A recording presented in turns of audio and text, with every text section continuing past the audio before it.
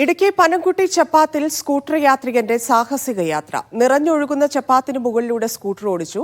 Scooter ഒഴുക്കിൽപ്പെട്ടപ്പോൾ യാത്രക്കാരൻ ഇറങ്ങി ഓടി. പിന്നീട് ലോറിയുമായി എത്തി കൈവരിയിൽ കുടുങ്ങി നിന്ന സ്കൂട്ടർ വീണ്ടെടുക്കാനും ശ്രമം. ഇന്നലെ പെയ്ത കനത്ത മഴയ്ക്കിടെയാണ് ഈ സംഭവം.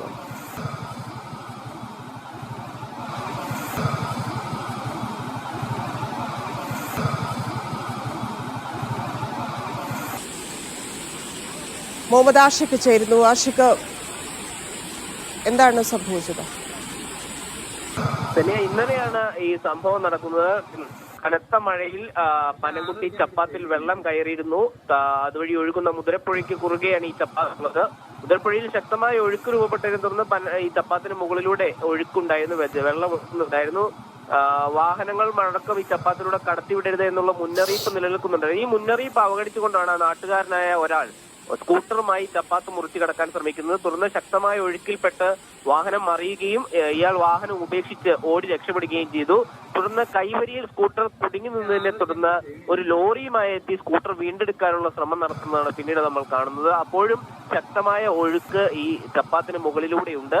ഈ ലോറിയുമായി എത്തി സ്കൂട്ടർ വീണ്ടെടുക്കാൻ ശ്രമിക്കുന്നതിനിടയിൽ ഒഴുക്കിൽപ്പെട്ട് സ്കൂട്ടർ ഒഴുകിപ്പോകുന്നത് കാണാനാകും. പിന്നീട് ഈ ശ്രമം ഉപേക്ഷിച്ച് ലോറിയുമായി അവർ ചപ്പാത്തിൽ നിന്ന് മടങ്ങിപ്പോകുന്നതാണ് ദൃശ്യങ്ങളിൽ കാണുന്നത്. അതിസാഹസികമായി ഈ ചപ്പാത്തിലൂടെയുള്ള യാത്ര നടത്തുന്ന നാട്ടുകാരെ കുറിച്ചാണ് ഈ സമയത്ത് നമ്മൾ ശ്രദ്ധിക്കേണ്ടത്.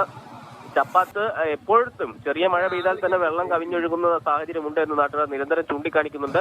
ചപ്പാത്തിന് പകരം പുതിയ പാലം നിർമ്മിക്കണമെന്ന ആവശ്യം ദീർഘകാലമായി നിലനിൽക്കുന്നതാണ്. പക്ഷേ നിരന്തരം ഈ ചപ്പാത്തിലൂടെയുള്ള ഇത്തരം സാഹസിക യാത്രകൾ ഉണ്ടാകുന്നു എന്നുള്ളതാണ് എടുത്തു പറയേണ്ടത് തന്നെയാണ്. ശരി ആഷിഖ്. വയനാട് പുനരധിവാസത്തിന് കേന്ദ്ര സർക്കാർ പ്രഖ്യാപിച്ച സഹായങ്ങൾ കൃത്യമായി ലഭിച്ചില്ലെന്ന് പരാതി. ദുരിതബാധിതർക്ക് കേന്ദ്രം അനുവദിച്ച 530 കോടി രൂപ വായ്പയായി നൽകിയത് അനീതിയാണെന്ന് കോൺഗ്രസ് ആരോപിക്കുന്നു. പുനരധിവാസത്തിനുള്ള തുക കൃത്യമായി വിനിയോഗിക്കാത്തതാണ് പ്രശ്നമെന്നാണ് ബിജെപിയുടെ വിശദീകരണം.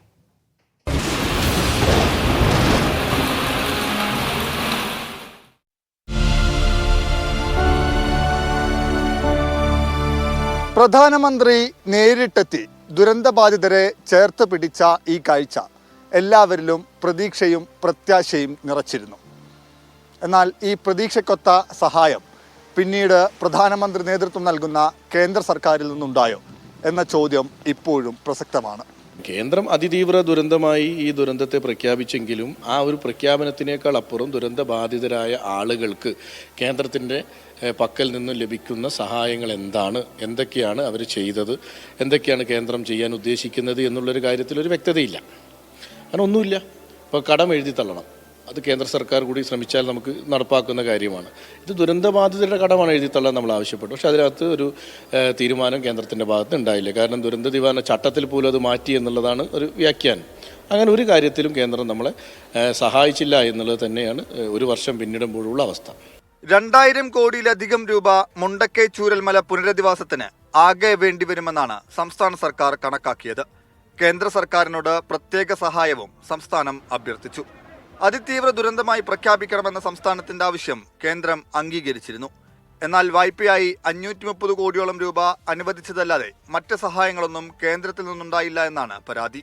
528 കോടി രൂപ അനുവദിക്കുകയും അത് 50 വർഷം കഴിഞ്ഞാൽ പലിശരഹിതമായി തിരിച്ചടയ്ക്കണമെന്നുള്ളതാണ്.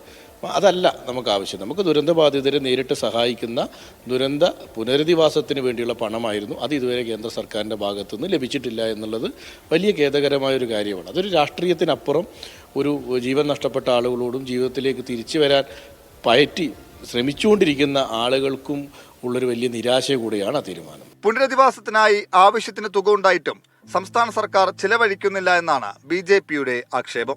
അപ്പോൾ കേന്ദ്ര സർക്കാർ ഈ മേഖലയോട് വളരെ നല്ല രീതിയിലുള്ള സമീപനമാണ് ആദ്യം മുതൽ അവസാനം വരെ എടുത്തിട്ടുള്ളത്. ഇത് കയ്യിലുള്ള ഒരു പണവും ചെലവഴിക്കാതെ കേന്ദ്രം തന്നില്ല എന്ന് പറഞ്ഞാൽ ഇവർക്ക് കുറച്ച് പണം കൊടുത്താൽ, ഇവരുടെ അക്കൗണ്ടിലേക്ക് പണം കൊടുത്താൽ ഈ പ്രശ്നങ്ങൾ മുഴുവൻ കഴിഞ്ഞോ? ജനങ്ങളെ തെറ്റിദ്ധരിപ്പിക്കാൻ വേണ്ടി ആവർത്തിച്ച് പറയുന്നതെന്നല്ലാതെ അതിൽ യാതൊരു വിധത്തിലുള്ള അടിസ്ഥാനവുമില്ല. പുനരധിവാസത്തിന് സംസ്ഥാന സർക്കാരിന്റെ കൈവശമുള്ള തുക കൃത്യമായി വിനിയോഗിച്ചാൽ വീണ്ടും സഹായം ആവശ്യമെങ്കിൽ കേന്ദ്രം പരിഗണിക്കുമെന്നും ബിജെപി വിശദീകരിക്കുന്നു. ക്യാമറമാൻ മനേഷ് പെരുമണയോടൊപ്പം ഷബീർ ഒമർ, മീഡിയ 1, വയനാട്.